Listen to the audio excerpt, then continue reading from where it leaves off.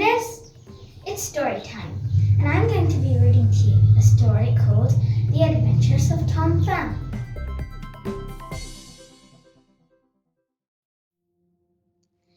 How happy we should be if we had a little son, sighed the farmer's wife. Yes, agreed the farmer, even if he were a little bigger than my thumb. The fairies must have been listening, for the next day the farmer found a tiny little boy sitting on the doorstep. He was so small that his father had to make him a cradle from a pea pod. And although he became very clever as he grew older, he never grew any bigger. So he was named Tom Thumb.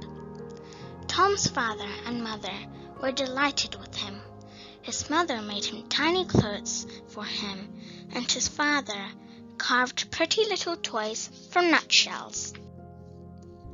One day, Tom heard the farmer wishing that someone could drive the horse and cart to the woods where he was collecting logs. "Let me sit in the horse's ear," cried Tom. "I will say gee up and whir at the right time, and the horse will do as I say."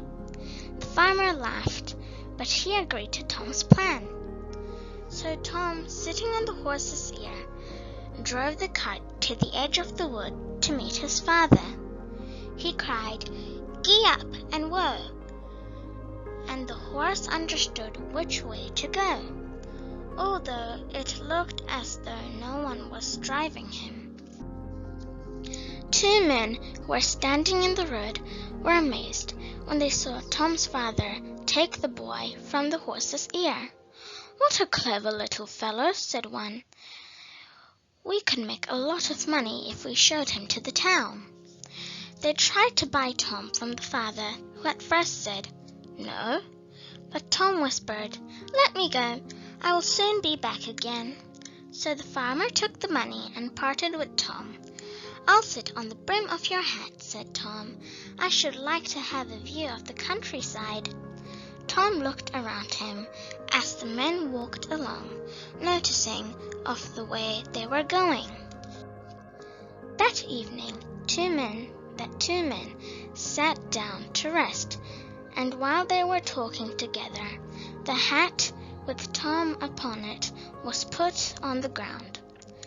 Tom hopped off and stole away among the long grass. He crept into a nest belonging to a mouse, where there he hid, while the angry men searched everywhere for him. When they had gone, Tom crept from the hole.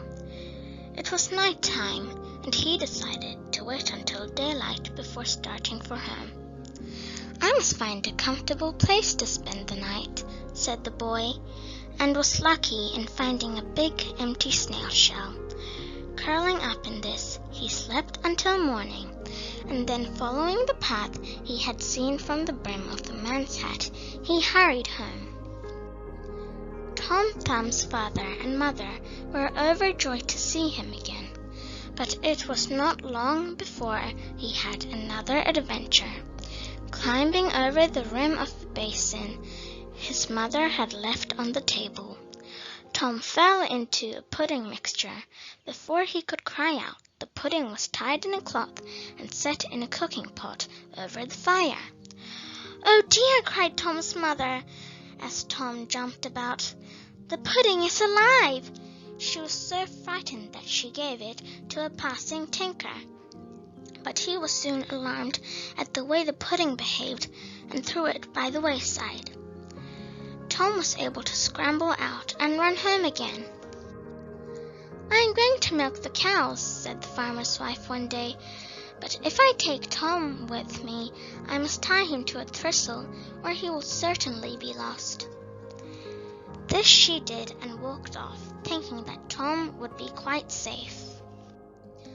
Tom sat on the thistle very happily and talked to a bee and a butterfly. "Perhaps you could take me for a ride," he said to the butterfly. "Some day," laughed the butterfly, fluttering off. But then a cow came up to the thistle, and without noticing Tom, took a large bite. "Hi, hi," yelled the little boy. "Let me go." He danced and kicked in the cow's mouth until the cow was glad to drop him. One of the toys which the father made for him was his tiny son was a whip from a stem of barley. Tom was very proud of this and marched about pretending that he had a team of horses. But a great eagle, seeing the little creature moving on the ground, swooped down and, picking up Tom, flew off with him. Tom wasn't easy to carry, and he fought and wiggled so much that the eagle had to drop him. Down fell Tom, down, down, and splash into the sea. Poor Tom Thumb was terrified, for he couldn't swim, and he sank deeper and deeper into the water. Just then a big fish came by, and thinking that Tom looked like a tasty morsel, he swallowed him whole. "Well," thought Tom, "this isn't very comfortable, but at least I haven't drowned." It seemed a long time before the fish was suddenly jerked out of the water, and Tom realized that it had been caught by a fisherman. "I will sell this fine fish to the king's cook," said the man, and off he went to the palace with his catch. The cook was very glad to buy such a fine fish, but when he cut it open before cooking it, he dropped his knife in astonishment.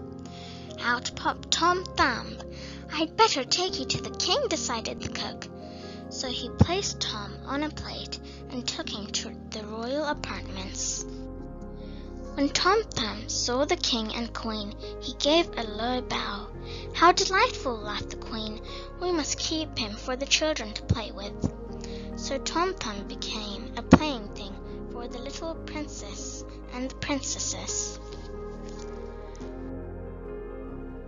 But although they were very kind to him and made him a tiny house and some beautiful clothes, Tom was soon tired of being treated like a toy.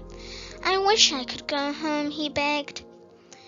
At last the king decided that he should have his wish, and when Tom had thanked the royal family, he was taken to the cottage gate by the king's servants.